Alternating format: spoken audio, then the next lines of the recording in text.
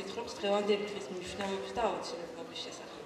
ჩვენ წინა წელს 5 დეკემბერს გავაკეთეთ პირველი ფორუმი, სადაც ჩვენი ორგანიზაციის ბაზაზე ფუნქციონირებს მოხალისე საინფორმაციო ცენტრი, ასევე საიტი, სადაც არის განთავსებული იმ ახალგაზრდების ანკეტები, რომლებსაც სურთ მოხალისეობა სხვადასხვა სფეროში და სხვადასხვა ორგანიზაციებში, ასევე იმ ორგანიზაციების ანკეტები, რომლებსაც სურთ აიყვანონ მოხალისეები და ჩვენ ვცდილობთ, რომ კონკრეტულ ორგანიზაციებს, არასამთავრობო, სამთავრობო ორგანიზაციებს დავეხმაროთ მათთვის საჭირო მოხალისეების მოძებნაში.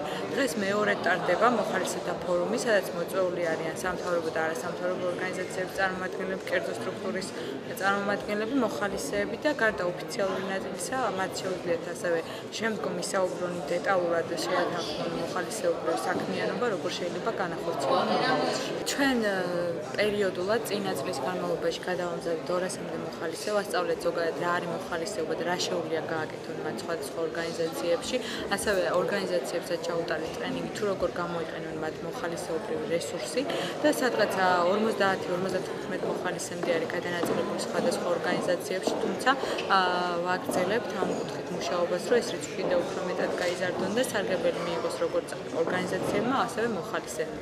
ახალგაზრდები როგორც ქვეყნის მომავალი წარმოადგენს ქვეყნისათვის ყველაზე მეტად საზრუნავს, ამიტომ მათი ხელშეწყობა და განვითარება და მოქალაქეებად ჩამოყალიბება უნდა იყოს ყველაზე მეტად მნიშვნელოვანი. ჩვენი ორგანიზაცია მიმდინარე წელიწადს და მომდევნო წელიწადსაც სწორედ ამ მიმართულებით მუშაობს. ჩვენ ყავდა ბათუმიდან წაყვანილი ახალგაზრდების გარკვეული ჯგუფი, რომლებმაც გაიარეს სტაჟირება ჩეხეთში, პრაღაში.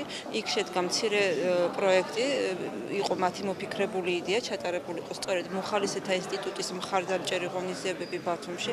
იქიდან გამომდინარე, რომ სწორედ ამ ინსტიტუტის განვითარება ხელშეუწყობს იმ გამოცდილების შეძენას ახალგაზრდებისათვის, რომლებიც საჭიროა მათ მოქალაქეებად ჩამოყალიბებაში და დღევანდელი ჩვენი ორგანიზებული ეს ღონისძიება სწორედ ამის პოპულარიზაციას უწყობდა ხელს.